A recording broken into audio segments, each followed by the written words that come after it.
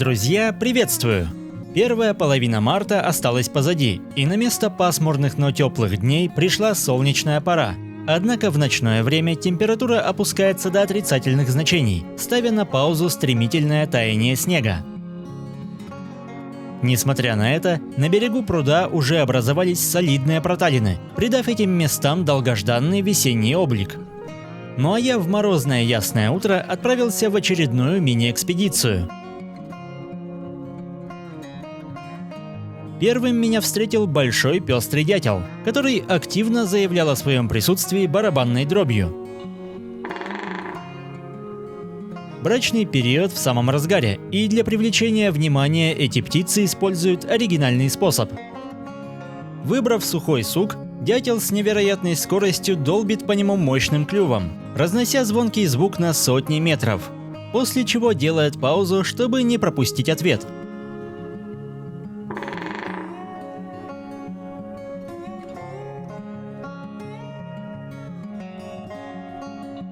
Недалеко в поисках пищи прыгала одна из самых узнаваемых птиц – большая синица. Обнажившаяся лесная подстилка скрывает множество насекомых, поэтому синица проводит все больше времени на земле, старательно раскидывая прошлогодние листья в надежде найти пока еще не пробудившихся беспозвоночных.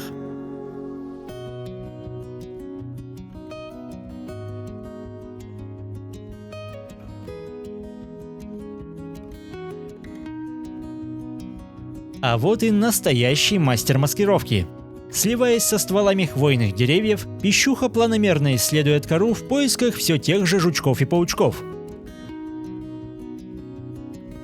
Найти здесь пищу непросто, но, используя цепкие когти и длинный изогнутый клюв, птица сознанием дела извлекает очередную затаившуюся жертву.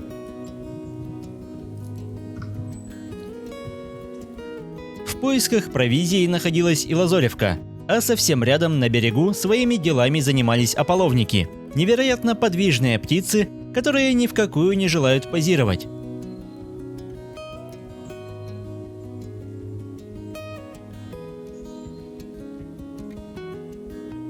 Но сегодня в качестве исключения они даже не обращали на меня внимания.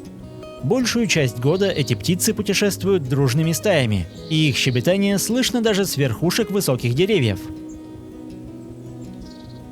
Как и встреченные ранее соседи, эти пернатые также питаются насекомыми и пауками, но в этот час они старательно приводили себя в порядок. Оперение для птиц является жизненно важным, поэтому чистке перьев всегда уделяется пристальное внимание. Хотя пока одни прихорашивались в лучах восходящего солнца, другие уже активно истребляли древесную живность.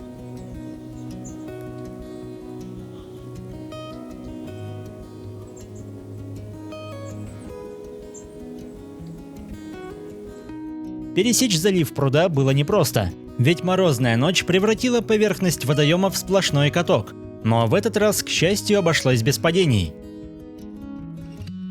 Неоспоримый плюс утренней прогулки – наличие прочного наста, поэтому даже без снегоступов я с легкостью передвигался по своим старым следам к установленным ранее фотоловушкам. Здесь, помимо типичных приманок, я оставлял кусок сливочного масла, и находчивые пернатые быстро обнаружили оставленное угощение. Помимо больших синиц, маслом интересовалась московка, маленькая и очень подвижная синица, которая с присущей бдительностью долго осматривалась, прежде чем отщипнуть кусочек.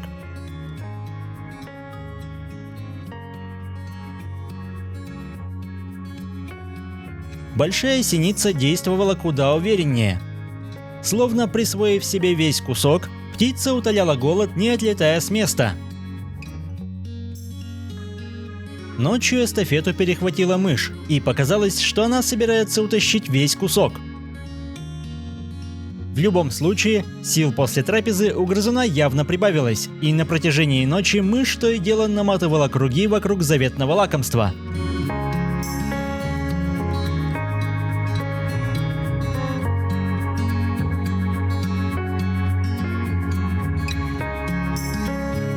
Наглядно видно, насколько уровень снега уменьшился всего за несколько часов.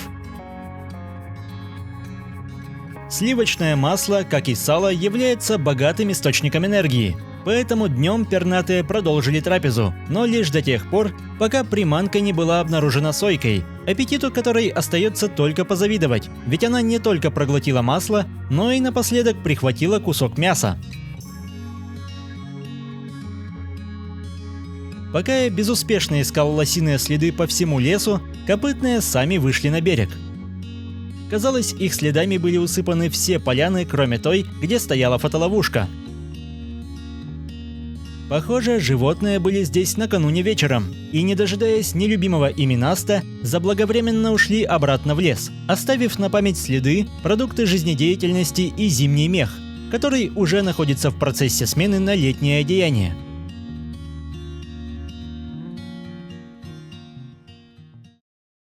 Возле недавно обнаруженной лисьей норы царило спокойствие, но хищница все же дала о себе знать.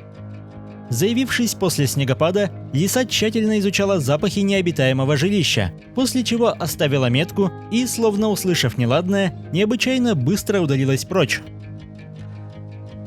3 дня спустя появился другой местный житель. Кстати, в начале зимы эта бродячая собака уже попадала в кадр на противоположном берегу.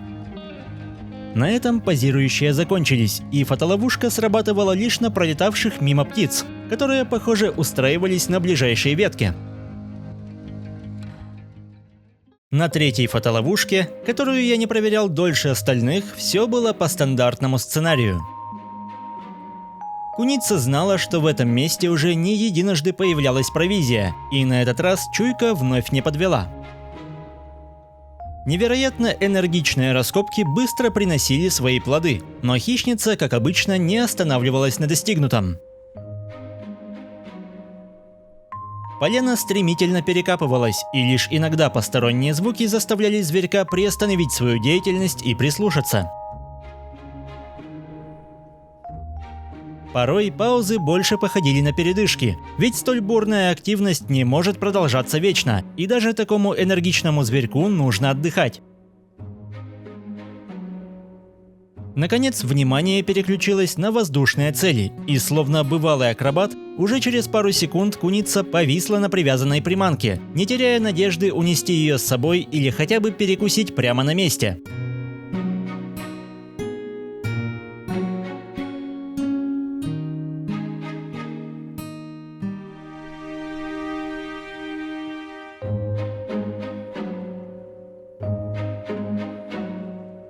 На этом масштабные поиски закончились, а пару дней спустя появился уже знакомый пес, но вряд ли после куницы ему перепал хоть кусочек.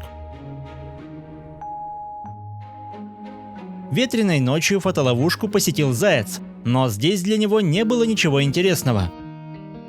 Куница еще не раз приходила в надежде найти свежие запасы, однако пока волшебная поляна не спешила наполняться провизией.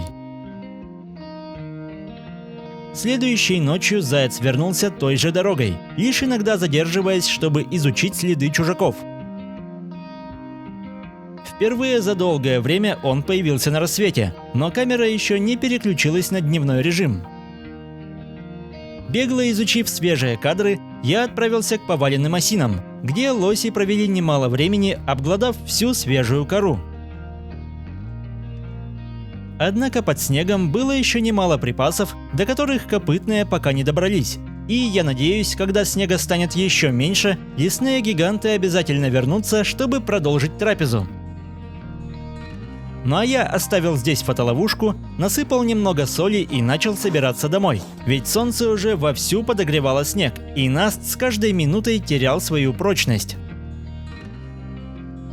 Наверное, когда я вернусь, картина здесь заметно поменяется, но не будем торопить события. Еще больше кадров дикой природы в моем телеграм-канале, не забывайте подписываться. А на сегодня это все, увидимся в следующем выпуске. До скорого!